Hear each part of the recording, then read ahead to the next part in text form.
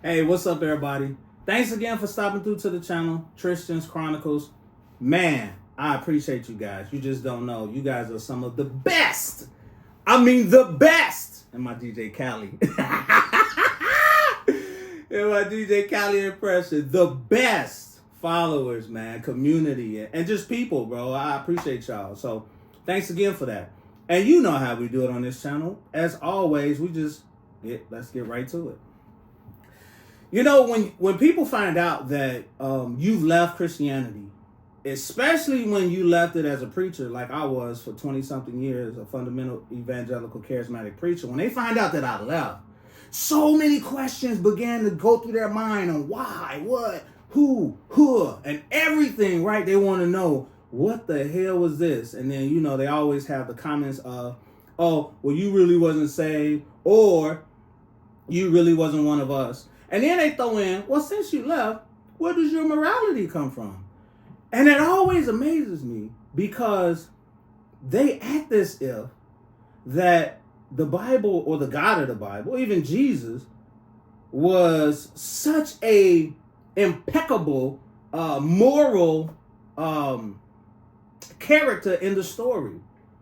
Like, I really, when they say, where does morality come from? And they use the Bible like as a badge, I got them or I one-up them. I'm always laughing at that because I said, you ain't read your Bible. Because see, if you really read the Bible, the book, you would realize that it is some goddamn immoral things in there said from Jesus and from God, supposedly the Father. So I laugh at that. And I tell them, like, you know what? There are a whole bunch of things that I would never do. And I just want to bring that conversation to you guys because these are some things that I would never do. But unfortunately, the God of the Bible, paper God, and Jesus loves to do them. I would never set my kids up to fail by placing them in a scenario that would allow them to fall and be banished from my presence. Like the Adam and Eve story. Especially because Christians always love to tout that God knows everything. Well, bullshit. He didn't know a whole bunch of stuff in the book. But let's say, okay, you said he know everything. So he knew that they was going to fall. He knew that they was going to do this. He knew all of these things that was going to transpire. But he still decided to make them that way and to allow the events just to take place. I'll never do nothing like that. It's just dumb as hell. It don't make sense to me at all as a parent. I would never say, now watch this one. I would never say that sons specifically, need to be stoned to death because they're disobedient. Who the hell does that? Oh, you disobedient? Stone them. Who? Wait a minute, man. Whoa. Let's pause for 1 minute. Who does that? And why would somebody write this in here? Because it doesn't make any goddamn sense. Deuteronomy 21, 18 through 21. They said that the sons particularly, when they're disobedient, bring them in front of the community, so to speak, right? And stone them to death. Purging the evil. This is how they put it in there, right? This is the diabolical part.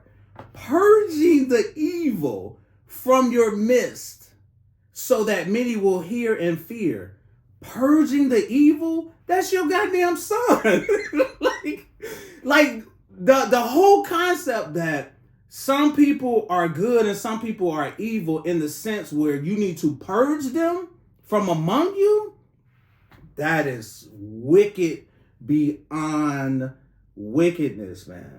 Like that whole concept that, especially even in Christianity, when people have bought heavily into the sin concept, that they think other humans are sinful or not other humans. They think all humans are sinful. So that gives them the pass or the right to do all type of violent and vicious shit to them. Man, that's diabolical. I would never do that.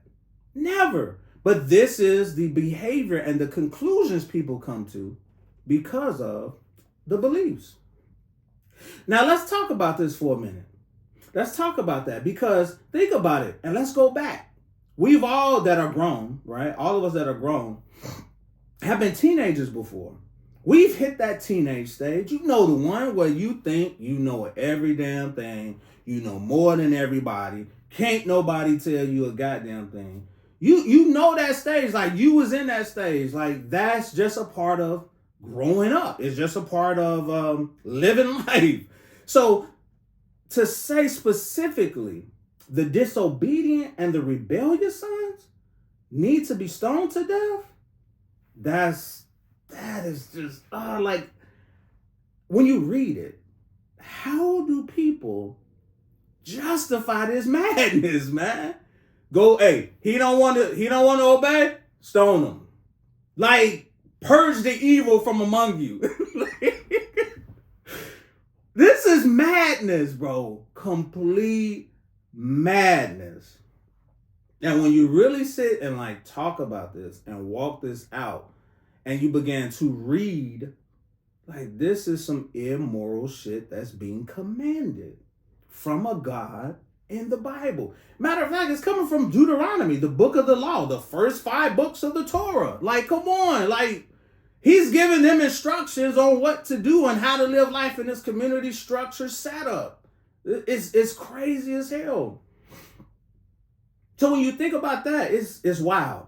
See, I would never think it's okay for daughters who've been raped or sexually assaulted that they could be the bride of their rapist, and all he has to do is pay the father some money. That's Deuteronomy 22, 28, and 29. I would never think that's okay. But it's in the book. It's written and prescribed with clear detail on what needs to be done and what needs to take place. Here is the sick justification when it comes to Christianity and Christians that defend shit like this in the Bible. They'll say, oh, you interpreted it wrong. Oh, you're reading it wrong. How am I reading it wrong when I'm reading it from the plain reading of the text? And when they say, oh, you interpreted it wrong, well, okay, let's look at it like this. There's like 40,000+ denominations. There's so many different sects in Christianity and Protestant Christianity. And you got the Catholics, and then you got all these other sects, but your interpretation is right and everybody else's is wrong. I don't buy it. I don't buy any of it. See, so when they say you interpreted it wrong, nobody has a clear-cut right interpretation according to them. Because the whole, oh, you interpreted it wrong, that's just a scapegoat for something that they're trying to justify or make an excuse for. But you can't make an excuse for this, man. This is some nasty, it's so sickening, because as a preacher, and I think back when I was preaching, we didn't really stay in the Torah a lot. But if we did, we picked the good stories like, Jesus or God is a deliverer. He's leading people out of the land of Egypt, like out of captivity. And we talked about the flood, and we talked about all the good highlights, right? All of the good stuff that will make this God look so awesome. And we breezed through so smoothly the Deuteronomy 22 and the Deuteronomy 21, because we really didn't want to read them in the context of what it was saying, because that would make this God that would make him look so good in that light. But this is the reality of it. These are the things that God, Bible God, and even Jesus himself endorses. See, I would never command anyone to unalive their family members because they don't believe in Yahweh. I would never command anyone to kill their family members because they don't believe in Yahweh. But in fact, this is what Deuteronomy 13, 6-9 says. That, hey, if they're trying to lead you away to other gods, your brother, the son of your mother, and then it go into detail on all the people in that group, if they try to lead you away to any of them other gods, lead you away from Yahweh, you know what? Kill them. Like, what the hell, bro? Kill them. You take them out. And this is what this book is saying. So when people try to make a case of morality from this book, I laugh because I can't take you serious. When you can plain read the scriptures and see how immoral stuff is, you failed the case to make that this is some type of moral compass that we should all live by. And I can hear Christians saying, "Oh, you just cherry picking certain scriptures." No, I'm not just cherry picking certain scriptures. I'm bringing up shit that's in here. This is not a conclusive list. This is just things that I'm bringing up. There is so much more. And also, Christians, you're the one cherry picking when you say you're not reading it in context. When you say, "Oh, but Jesus came to make it better." But when you say all this other stuff, you're cherry picking because you have a narrative to fit. And I get it. I would never tell anyone that it's my intention to turn a man against his father and a daughter against her mother. But this is exactly what Jesus did in the Gospels. He said, "I didn't come for peace. I came with a sword. I came to turn one against the other." But here's the thing, most of all, this is the linchpin of it all. I would never, ever create a place of torture or allow any of my kids to go there. I would never allow infinite punishment for finite crimes. The shit makes no sense. How is that justice? How is that just? How is that loving? When you're allowing infinite punishment for finite crimes, yeah, I can't even take you serious. I can't even take you serious. Like, what the hell are we even talking about? But this is what's going on in the Bible. This is what's prescribed by the God of the Bible, paper God, and biblical in the pages written, Jesus said in the Gospels. I would never do that. And yet, as we see, these are all of the things that are endorsed, commended, and even done by Bible God. They're all in the book. They're all in the book. So when people talk to me about morality, my question is, hey, it seems like many Christians don't read the book they say they believe or follow. And even if you had read these things, ain't no way that you would want to justify them as a human being. Like, why would you want to justify this shit that I just read? That's in there. Why? Trying to justify them is a huge part of what's wrong with us as human beings. We pick this side. We think because that a God in a book is so just and righteous that he get to do what he wants. That's crazy thinking. That to me is crazy thinking. And then what's scary is because we have to do life with folks who thinks this madness is okay. People who think, "Oh yeah, that was good." Like literally, people who think like, "Oh, you sinful, so you deserve this." People who think like, "Oh, I was a wretched sinner who deserved death." People who think like, "Damn, I was such an enemy of God, I deserved hell." What are we doing, people? What are we doing? What happens is these kind of people, and I'm not saying all Christians, I'm just saying people who endorse this, people who embrace this, people who don't have a problem with this, right? These kinds of people are the people who justify the Crusades, the Inquisitions, the witch hunts, the forced conquests. Like, they felt that, yeah, that shit was right. Nothing was wrong. Like, and this is why I say, these are some things that I would never do. Ever. But, unfortunately, Paper God and Bible Jesus loves to do them, commands it, gives instruction on how to. So when I hear morality and it comes from the Bible, I'm telling you, it makes me laugh because these are some things that I brought out.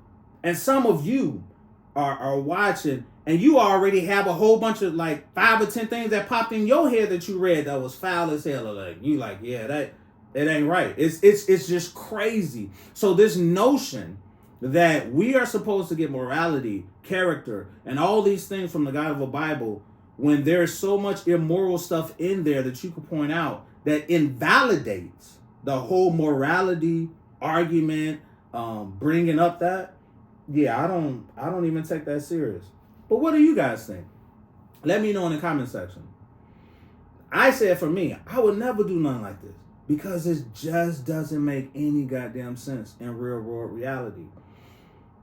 Right? It doesn't. It is so immoral. The things that are commanded, the things that are instructed, I could never get on board with this. And this is why I always say now, because sometimes you can't really see it while you're in it, but it's something about when you leave something that you can see it clear as hell. It's like that damn song. I can see clearly now. The rain has come. Like, now that I'm out of it, I can see it clear as day. Like, this is some bullshit. So that's why I have to make the distinction with Christians. And when I have these conversations, and I tell them I would never do X, Y, Z. I would never do this. But the God you talking about you serve and the God you talking about you love of the Bible, they do all type of immoral shit. So what do you guys think? Let me know in the comment section. Can the case be made? Morality from the Bible? Or do we need the Bible at all to be moral? I don't see how. They'd be like, oh, there's some good teachings in there. It's basic instructions before leaving Earth. Shit. There are so many other code of ethics that we can follow, we can latch on to, that we can adhere to, that predates the Bible, and that are just better for humanity, and better in a sense of that we can all get along in a better way than the alleged Bible. But those are my thoughts. So let me know what you guys think. Once again, thank you guys stopping through to the channel. Thanks for your support, your love. I appreciate it. And most of all, take care of yourself. Until next time. Peace.